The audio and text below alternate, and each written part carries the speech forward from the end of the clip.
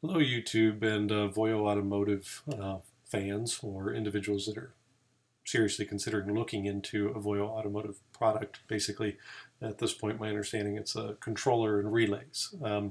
I received mine in the mail today.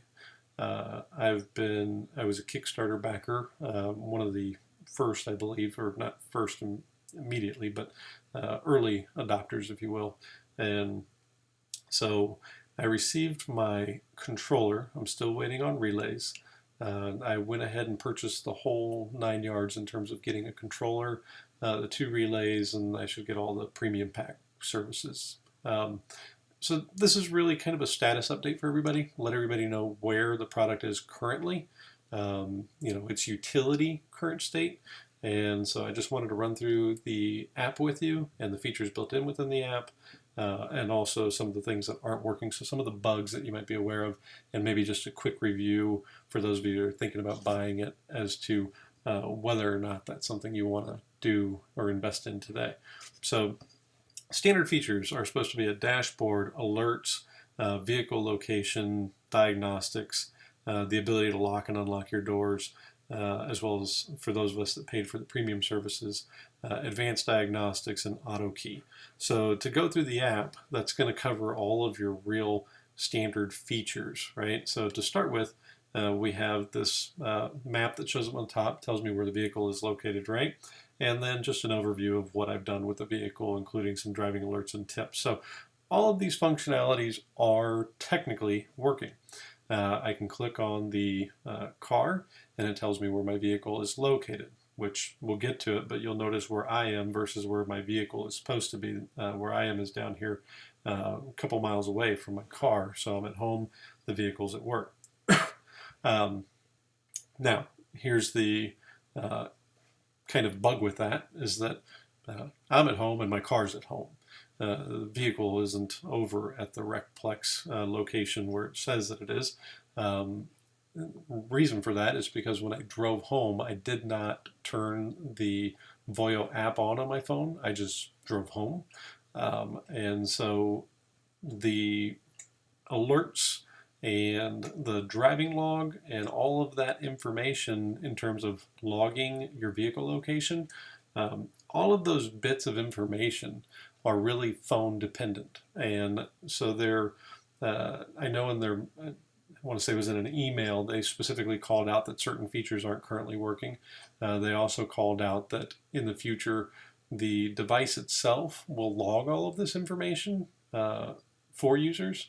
But the reality is, at the end of the day, for any of these logs and alerts to work well and to be useful to anybody, means that they have to be connected to a phone. And so if you have your phone in the car, great.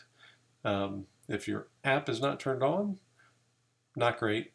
Doesn't do you any good. As you can see, it didn't record my drive home. So now let's get a little bit deeper into this because I don't want to take up a ton of time reviewing this for you. So driving alerts, you can see I oversped. I was exceeding a limit that I had set. I set it at 20 miles an hour. Technically, you could have set it at whatever mile an hour you want.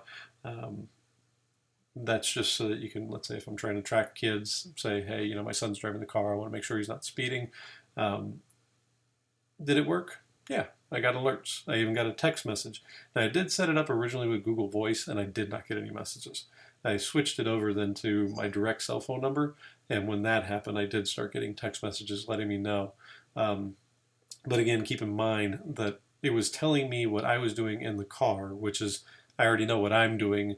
For that alert to be useful to me, it really would be, I want to know what my son is doing or my daughter is doing while they're in the car.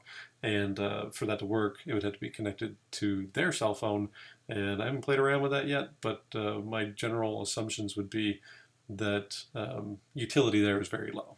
So if I click the little up arrow here, this is where you get into some of the diagnostics and the lock and unlock features. So you don't see the diagnostic ability here because I'm not really close to my car. I'm actually in the basement of my house. If I had the car nearby, then you would see that the connected light, instead of being red, would be green. It actually connects if you're within about, let's say, 60 feet of the vehicle. And then a scan diagnostic button shows up right in between where the buttons are for lock, open, trunk, and the image of the vehicle itself. The scan seems to work. It is a very, very, very basic scan. And what I mean by that is, well, I'll get into that detail later, but just know for now that it's basic. So if you're looking for advanced diagnostics, which is something that I really wanted out of the vehicle, it's not showing up. And I'll explain that in greater detail, because what Voyo thinks are advanced diagnostics and what I think are advanced diagnostics may be two different definitions there. So getting into lock and unlock, right? If I click the lock button and the unlock button, it didn't work, unfortunately, not for me, with one exception. If the keys were in the car, if the keys were in the car and the ignition was turned on, it actually did work. I could lock and unlock with no problems whatsoever. Now, again, I drove a Ford F-150 2012 model, so that could be vehicle specific. It could be Ford make specific. So your results may be different than mine, but for my particular scenario, I could not lock or unlock the door unless the key was in the car, and that doesn't make a lot of sense to me. It's not useful. That should theoretically be a bug fix that they can take care of. Auto key, so I've got that turned on now, but you can see I can switch that on and off. Same basic problem. Just like the door wouldn't lock or unlock unless the key was turned on, auto key, unless the vehicle was turned to the on position, it didn't work. So, I don't see a lot of value in that. When I think auto key, I'm thinking about, I have a vehicle that had the key fob, right? And if I walk so far away from it, it automatically locked my doors. And then when I walk up to it, as long as the key fob is in my pocket and I touch the door handle, it opens up. That's what I think auto key should work like. It's not there yet, at least for Ford owners, or at least Ford F-150 owners. So generally speaking, let's talk just briefly about diagnostics, and then I'll wrap this up. You do get a scan of your vehicle. It does give you information, like if you had a code. So let's say an O2 sensor had gone bad, or you accidentally forgot to screw your gas cap on, and so you're getting a weird message there about your system evac. Those kinds of diagnostics, I'm sure it would have picked up. And if it picked it up, I would have probably gotten more information about what to check in on there. However, when I think advanced diagnostics, I'm thinking about the computer that I have in my garage that I can hook up to my car. And so with the car running or with the car off, I can not only read codes, but I can also do emissions tests and several other things, that just can't be picked up, at least current state, with this device. I did attempt to dig around to see if there was some way to click in to see that data. So I want to be able to see the actual data that the application is reading, but I couldn't see that. So now maybe that's a feature that's coming. We'll find out. Voyo can respond. I'm definitely going to send him an email about it. So maybe advanced diagnostics really isn't working yet, or an available feature yet.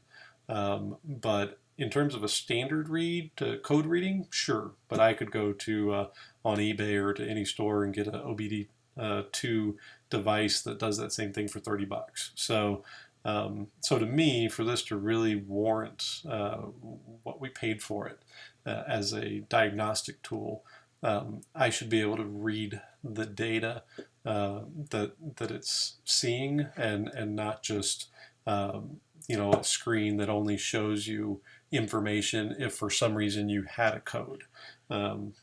So long story short, does it work? Yes, it works to some extent. You get notifications, but only if you have the phone on, and only if the app is open currently. So utility there, very low. In terms of diagnostics, standard diagnostics, I would say that works. So if you needed a basic code reader, that works. But again, you can get one for $30 right now, current state, on eBay and several other places. So my take on that is, for $100 just to buy a controller and have an app on your phone, if that's the only thing you needed, there are cheaper options. The lock, unlock features, Right now, utility's low. I believe that's a bug that they can fix. I hope that's a bug they can fix. And then uh, again, now if I were to get advanced diagnostics to the extent that I kind of described it, where I can see all the data and details that are going on with my vehicle, by that definition of advanced diagnostics, would I pay $100 for this controller? Absolutely, but I don't have that right now.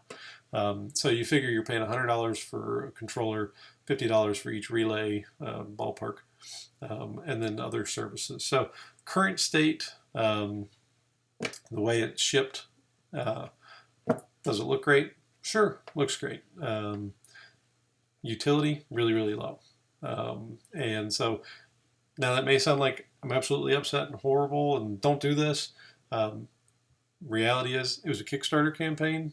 I knew what I was getting into. $200 investment in a project that may or may not work out, right? And so that's kind of the way Kickstarter works. Now, does that mean that Voyo's off the hook for any kind of liability and whatnot because they advertised one thing and they didn't deliver a product that did those things? No, that doesn't get rid of that obligation on their end. But the key to me is just to point out that if you're an early adopter, expect the bugs, right? So I haven't given up on Voyo by any means. I think there's a really, really good chance that they could turn this into something that works great and has a lot of utility for consumers. Whether this hardware that we got as an early adopter would give all the great functionality that I would love to see them come up with, I don't know. We'll have to wait and see. The key there is that I really do hope that Voyo continues to work on the product, improve the firmware, work out these bugs. I still believe that they will. I know on Kickstarter people have been concerned because of the amount of updates.